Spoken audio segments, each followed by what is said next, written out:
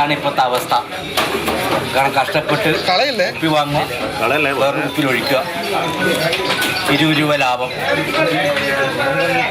സ്നേഹപൂർവ്വം.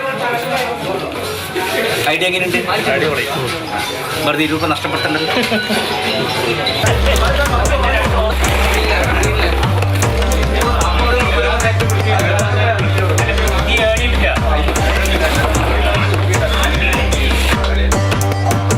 പ്ലാസ്റ്റിക് കുപ്പിയിലെ മദ്യത്തിന് 20 രൂപ അധികം ഈടാക്കാൻ തുടങ്ങിയിട്ട് 1 മാസം പിന്നിട്ടു.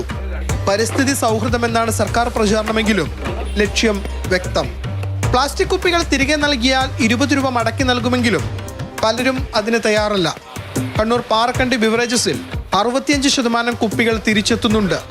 ശേഷിക്കുന്ന 35% ലാഭം സർക്കാരിന്.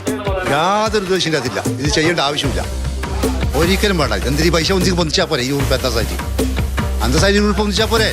എന്തിനീ കൊള്ളയടിക്കാൻ നിൽക്കുക ഞങ്ങളാ പാവപ്പെട്ടവനല്ലു? 20 പൊന്തിച്ച് പറഞ്ഞാൽ പോരെ? അന്ത സൈറ്റ് പറഞ്ഞാൽ പോരെ? 20 പൊന്തിച്ചെന്ന് പറഞ്ഞാൽ പോരെ?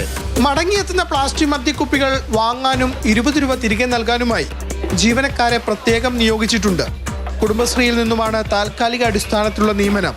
ഒരു ദിവസത്തെ വേതനം 1300 രൂപയാണ്. കണ്ണൂർ പാറക്കണ്ടി ബിവറേജസിൽ ഇതുപോലെ മദ്യക്കുപ്പികൾ, പ്ലാസ്റ്റിക് കുപ്പികൾ തിരികെ എത്തുന്നുണ്ട്.